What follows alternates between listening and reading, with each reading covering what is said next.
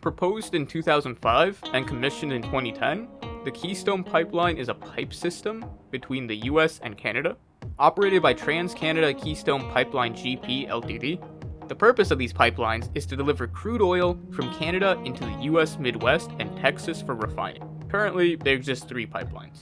One that ends in Illinois, one that ends in Oklahoma, and one that ends in Texas.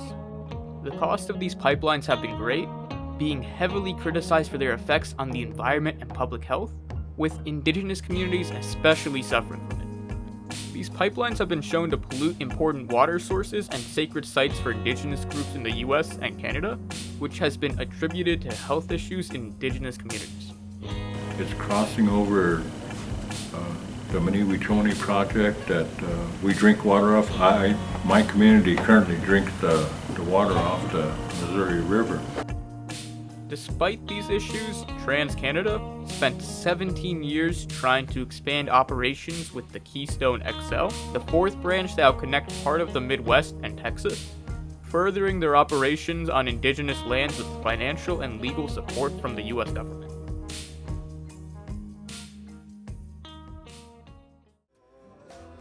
The Keystone Pipeline is just one example in a long list of projects which have seen indigenous communities exploited and damaged for the sake of profit and progress, as people desire goods at the expense of human life. This dates all the way back to the colonization of North America, and even earlier, as Native Americans were stripped of land and pushed farther and farther from their homes as part of the settler mentality of civilizing and taming the land's resources for the United States' own good. This continued to happen with land taken from groups like the Osage in the 20th century in order to profit from an oil boom.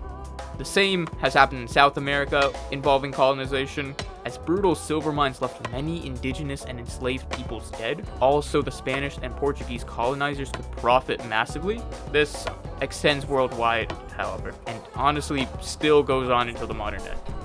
In Mongolia, the effects of climate change has led to an increase in natural disasters referred to as zoots. These disasters of ice, cold, and wind result in the deaths of thousands of cattle yearly, making it impossible for most to maintain Mongolia's indigenous herding culture as a byproduct of worldwide industrialization, hurting these people's way of living in the name of modernization. Hawaii, ever since it had contact with Europe and the US, has had environmental issues.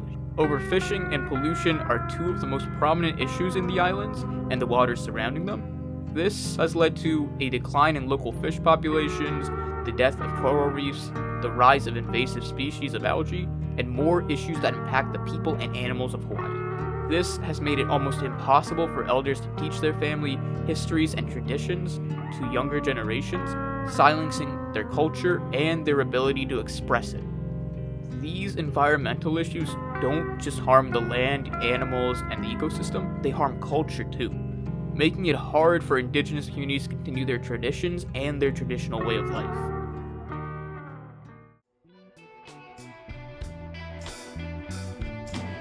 Progress is great. It can bring about so many innovations that help humanity and the world around us. However, progress isn't always great for everyone, nor is it always progress. In a desire for progress, corporations, governments, and other groups in power will often try to preserve power or proliferate resources they desire, stuff like oil or gold. In doing so, they hurt underprivileged groups like indigenous people simply because they care more about obtaining progress than the lives of those around them. In doing so, people get hurt, land becomes sacrifice zones, and cultures are silenced as their ability to practice is hard.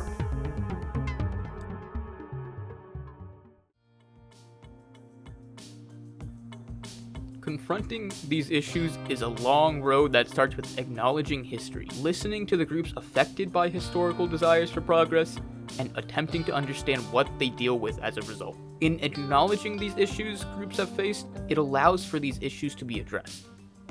Call back to the start of this video, let's talk about the Keystone Pipeline. With its 3 pipelines that operate throughout the US and Canada.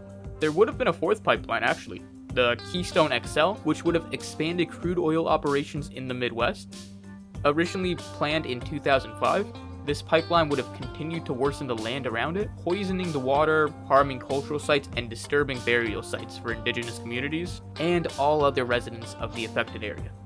Immediately, indigenous communities and other affected parties would begin taking public action, legally, publicly, and digitally. The goal among all groups was to raise awareness to the environmental damage that could be caused by a new pipeline, and to prevent that pipeline from exploiting indigenous lands for their profits. We need everyone to become involved in safeguarding our water from contamination. Protecting our water today is how we get from where we are to where we want to be in the future for our elders, our children, and our grandchildren. It was a long, hard battle with protests, lawsuits, and talks between groups like the Rosebud Sioux, the Native American Rights Fund, and the United States government. Eventually, in January 2021, the Biden administration revoked the Keystone XL permit, with TransCanada terminating the project shortly afterwards. Similarly, in Hawaii, over the last century, there have been reforms to combat overfishing, with community effort by indigenous Hawaiians, increased restrictions on fishing, to focus on conservation, and a focus on educating about the environment in order to keep nature and culture alive. In Mongolia, groups like the United Nations, the Mongolian government, and local communities have all established programs to provide aid to prepare for zoods while trying to combat the harm they cause. Despite these issues, people come together, speak about their problems, and work together, both within and outside the systems that regulate society. In doing so, though slow, they are able to make change. Through examining history, we can see that the fight against environmental issues is one that can be done, with progress being one when people are able to work together and speak their voices. By listening to the histories of others, environmental conflicts can be addressed, acknowledging the issues and better helping to combat them.